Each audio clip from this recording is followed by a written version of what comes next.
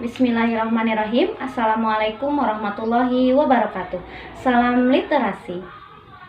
Perkenalkan, nama saya Etiko Malasari. Saya pembimbing Leksam Bedas atau tantangan Leksam Bedas dari SD Negeri Bojong Emas 4, Kecamatan Solokan Jeruk. Pada kesempatan kali ini saya akan mereview buku dengan metode AI. Adapun buku yang saya sudah baca yaitu yang berjudul Kisah-Kisah 25 Nabi dan Rasul. Penulisnya adalah Ali Nurfadilah serta penerbitnya adalah Pustaka Sandro Jaya Jakarta. Alasan mengapa saya memilih membaca buku ini karena yang pertama agar kita mengetahui para nabi dan rasul yang harus kita wajib ketahui atau kita imani. Kemudian yang kedua, supaya kita juga tahu para perjuangan mereka dalam menegakkan agama Islam.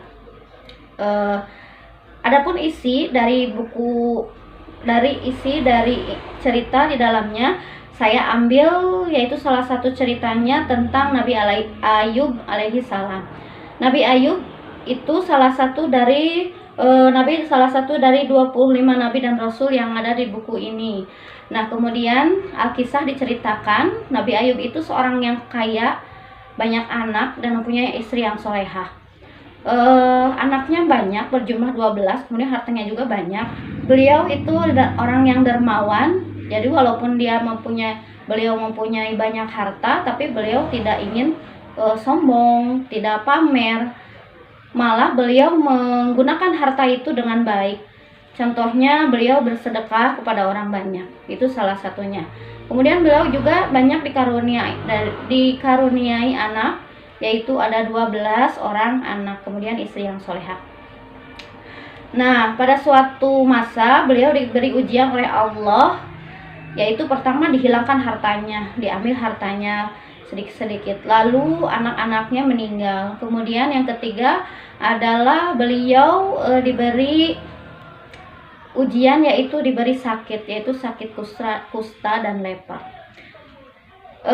Beliau dan istrinya yang selalu menemaninya itu mengasingkan diri ke tempat yang lebih sepi. Nah, setelah itu beliau berdoa kepada Allah agar diberi kesembuhan.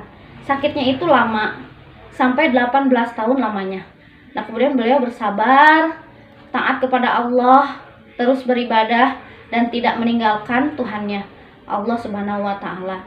Kemudian beliau berdoa kepada Allah agar diberi kesembuhan. Lalu Allah mengabulkan doanya.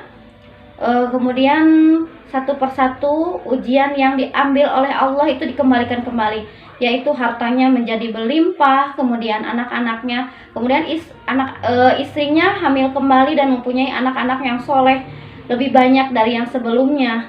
Kemudian Nabi Ayubnya juga sembuh. Nah, itu isi dari cerita tentang Nabi Ayub yang ada di dalam buku ini. Kemudian terakhir hikmahnya yaitu pertama, kita walaupun diberi harta itu tidak boleh sombong. Kemudian gunakan harta sebaik mungkin, dan kemudian kita ingat walaupun kita diberi harta yang banyak, tapi tetap pada hakikatnya harta itu milik Allah Subhanahu wa taala. Kemudian yang kedua yaitu selalu bersyukur atas nikmat Allah Subhanahu wa taala. Tidak kufur nikmat. Kemudian yang ketiga adalah sabar ketika diberikan ujian oleh Allah Subhanahu wa taala.